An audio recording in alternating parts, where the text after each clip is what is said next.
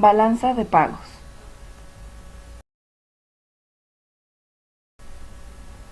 La balanza de pagos es un documento contable en el que se registran operaciones comerciales de servicios y de movimientos de capitales de un país con el exterior. La balanza de pagos es un indicador macroeconómico que proporciona información sobre la situación económica del país de una manera general, es decir, permite conocer todos los ingresos que recibe un país procedentes del resto del mundo y los pagos que realiza tal país al resto del mundo debido a las importaciones y exportaciones de bienes, servicios, capital o transferencias en un periodo de tiempo. Dentro de la balanza de pagos existen 4 cuentas principales. Primero, balanza por cuenta corriente. Esta balanza es la más importante, ya que es la que más se utiliza para conocer el estado de la economía de un país. Segundo, balanza de cuenta capital. Se registran el movimiento de capitales, por ejemplo, las ayudas que llegan al extranjero o la compra y venta de bienes que no son financieros. Tercero, balanza de cuenta financiera. Se recogen los préstamos que pide un país al extranjero. Cuarto, cuenta de errores y omisiones. Esta cuenta se incluye dada la dificultad de calcular con extrema precisión el total de exportaciones e importaciones de un país. Cada una de estas balanzas dan un saldo independiente que puede ser positivo o negativo. Superávit. En el caso de que el saldo de un tipo de balanza sea positivo, estaremos hablando de que la balanza está en superávit, y déficit en el caso de que éste sea negativo.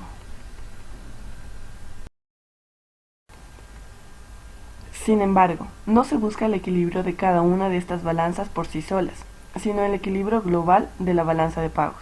Por consiguiente, la balanza de pagos siempre estará en equilibrio. Por ejemplo, un déficit de la balanza por cuenta corriente será compensado con un superávit en la balanza por cuenta capital, ya que si un país tiene más compras que ventas, el dinero lo debe obtener por algún lado, bien por medio de inversiones o préstamos extranjeros. La balanza de pagos se puede obtener a través de trueque, importación, que puede ser desfavorable, la exportación, puntos de registro y control, los impuestos de importación, subsidio o a través de una dirección impositiva. Actualmente los países y sus economías se encuentran interconectadas con los de otros países, manteniendo así un sinfín de relaciones económicas y financieras entre ellos. Por tanto, es muy importante disponer de esta balanza, donde se ve claramente si un país está equilibrado en cuanto a sus ingresos y pagos. El equilibrio deseado sería una balanza de pagos igual a cero. El registro de estos datos lo realizan los bancos centrales de cada país.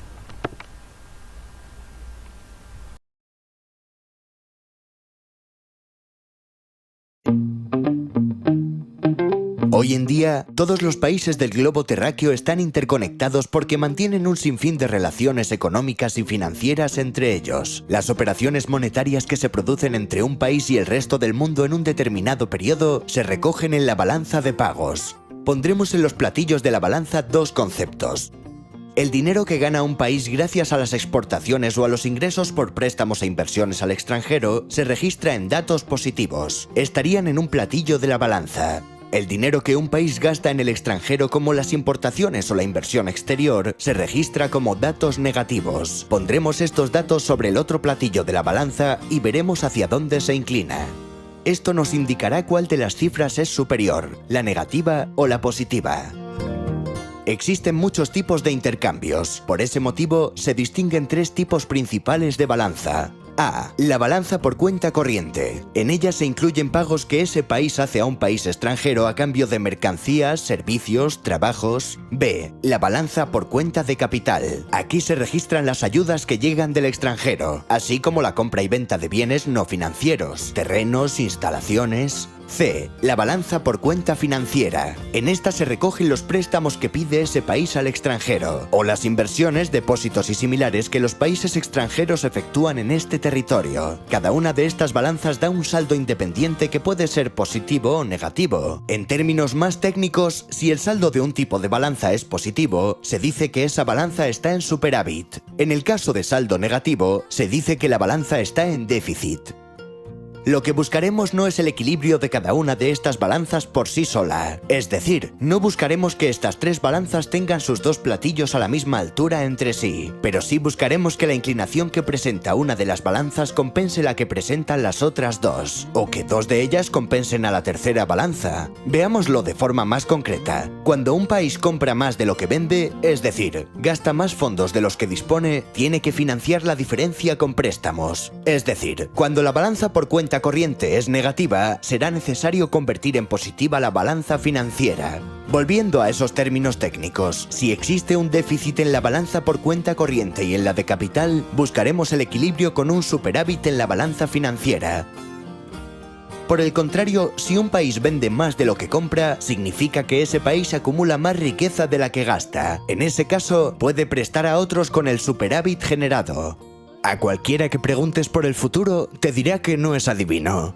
Sin embargo, podemos hacer pronósticos si sabemos observar los signos del presente.